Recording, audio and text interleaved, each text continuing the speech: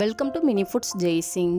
இன்றைக்கி நம்ம வீடியோவில் ஸ்வீட் ஸ்டாலில் கிடைக்கிற மாதிரியான ஒரு ரிச்சான டேஸ்டான ஒரு ஸ்வீட் வந்துட்டு நம்ம வீட்டு கிச்சன்லேயே எளிமையான மெத்தடில் எப்படி செய்யலாம் அப்படின்னு தாங்க பார்க்க போகிறோம்.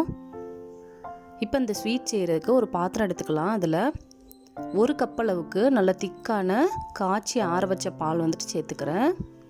அது கூட 5 ஸ்பூன் அளவுக்கு நெய் வந்துட்டு சேர்த்துக்கிறணுங்க. மொத்தமாகவே நம்ம ஸ்டார்டிங்லேயே இது போல் சேர்த்துடலாம். பாத்திரத்தை வந்துட்டு அடுப்பில் வைக்கலைங்க நான் இன்னும். இதில் ஒரு கப் அளவுக்கு சுகர் சேர்த்துக்கலாம். உங்களுக்கு சுகரை வேணும்னா பவுடர் பண்ணி கூட சேர்த்துக்கிறலாங்க. இது போல் கலந்து விடுறதுக்கு உங்களுக்கு ரொம்பவே ஈஸியாக இருக்கும்.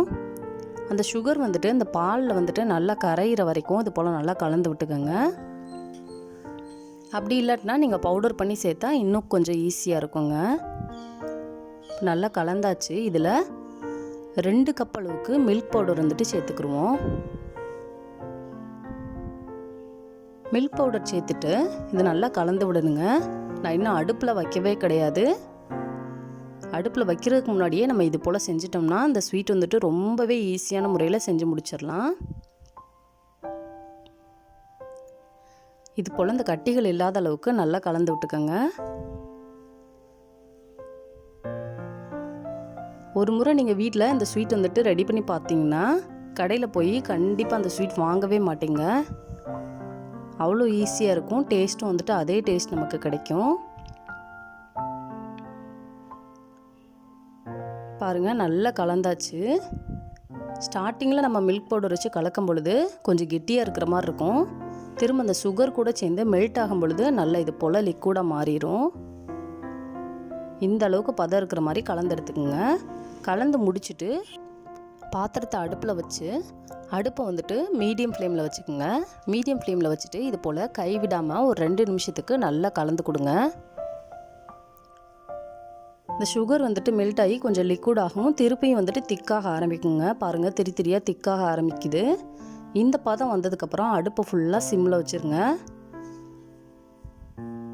நம்ம அந்த ஸ்வீட் வந்துட்டு செஞ்சு முடிக்கிற வரைக்கும் இனிமேட்டுக்கு சிம்மில் தான் வச்சுருக்கணும் அடுப்பை. பொறுமையாக இது போல் கலந்து கொடுங்க.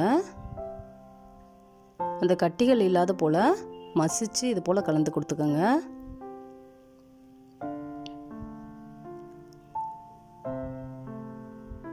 பாருங்கள், நல்லா வந்துட்டு நமக்கு பதம் நல்லா கிடச்சிருச்சு. இது போல் திக்காக வந்துட்டு திரண்டு வரணும். இந்த அளவுக்கு பதம் வந்ததுக்கப்புறமா நம்ம அடுப்பை விட்டு கீழே இறக்கிடலாங்க. இறக்கி வச்சுட்டு ஒரு 2 நிமிஷத்துக்கு கையை விடாமல் இது போல் கலந்து கொடுக்கணும். இது போல் செய்யும் பொழுது இந்த ஸ்வீட் வந்துட்டு ஆறுனதுக்கப்புறமும் நல்லா சாஃப்டாக இருக்கும். இது போல் 2 நிமிஷம் கலந்து முடிச்சுட்டு இதை பாதி பார்ட்டை வந்துட்டு பிரித்து எடுத்துக்கிடுவோம். உங்களுக்கு ஒரே கலர்லேயே இருக்கணும்னா நீங்கள் அப்படியே வச்சு கலந்து எடுத்துக்கலாங்க. நான் வந்துட்டு இன்றைக்கி ஃபுட் கலர் ஆட் பண்ண போகிறேன். இல்லை கொஞ்சமாக orange colour food colour add பண்ணியிருக்கிறேன். இப்போ இந்த ஃபுட் கலர் வந்துட்டு நல்லா செய்கிறது போல் இது போல் நல்லா கலந்து எடுத்துக்கோங்க. பாருங்கள், இப்போ நல்லா கலந்தாச்சு. ஒரு 2 நிமிஷத்துக்கு இது போல் நல்லா மசிச்சு கலந்து விட்டுக்கிட்டே இருக்கணும். இதே போல் கலந்து கொடுக்கும்பொழுது தான் நமக்கு அந்த ஸ்வீட் வந்துட்டு சாஃப்டாக கிடைக்குங்க. இப்போ நல்லா கலந்தாச்சு. இப்போ இதை ஓரமாக வச்சிடலாம். நம்ம எடுத்து வச்சுருக்கிற அந்த ஒயிட் பார்ட்டையும் ஸ்பூன் வச்சு ஒரு 2 நிமிஷத்துக்கு கலந்து விட்டுக்கலாங்க. இப்போ கலந்து முடிச்சுட்டு ஒரு பாலித்தீன் கவரில் லைட்டாக நெய் அப்ளை பண்ணியிருக்கிறேன். அதில் அந்த ஒயிட் கலர் ஸ்வீட்டை வச்சுட்டு இது போல் செவ்வகமான ஒரு வடிவத்துக்கு தேய்ச்சி விட்ருக்குறேங்க. ஜஸ்ட்டு கையில் தேய்ச்சி விட்டாலே போதும். அதே போல் வேறொரு பாலித்தீன் கவரில் நெய் அப்ளை அந்த ஆரஞ்சு கலரையும் இதே போல் கையை வச்சு நல்லா தட்டி எடுத்துக்கோங்க. உங்களுக்கு கையில் ஒட்டுறது மாதிரி இருந்துச்சுன்னா நெய் அப்ளை பண்ணிக்கோங்க. இப்போ நம்ம தேய்ச்சி வச்சுருக்கிற அந்த ஒயிட் கலர் மேலேயே அந்த ஆரஞ்சு கலரையும் வச்சு இது போல் நல்லா டைட்டாக ரோல் பண்ணணும். கொஞ்சம் அந்த ஷேப் மாறிடாமல் இதே போல் டைட்டாக ரோல் பண்ணணுங்க. இதே போல் ரோல் பண்ணிவிட்டு அந்த பாலித்தீன் கவரை வச்சு நல்லா கவர் பண்ணிடலாம். பாருங்கள், இதே போல் நல்லா டைட்டாக கவர் பண்ணிவிட்டு இதை ஃப்ரிட்ஜில் ஒரு 2லேருந்து 3 மணி நேரத்துக்கு வச்சிடணும். ஃப்ரீசரில் வைக்க வேணால் நார்மலாக அந்த பால் ட்ரேயில் வச்சாலே போதும். இப்போ நான் ஒரு 3 மணி நேரம் வச்சு எடுத்துருக்கிறேன். நல்லா டைட்டாக ஆகிடுச்சு பாருங்கள். கத்தி வச்சு நம்ம இது போல் கட் பண்ணிக்கலாம். பாருங்கள் எவ்வளோ அழகாக வந்திருக்குதுன்னு சொல்லி அந்த ஷேப்பெல்லாம். இந்த ஸ்வீட்டு ஒரே கலரில் செஞ்சு எடுக்கணும்னா இதை விட ஈஸியாக செஞ்சு முடிச்சிடலாம்.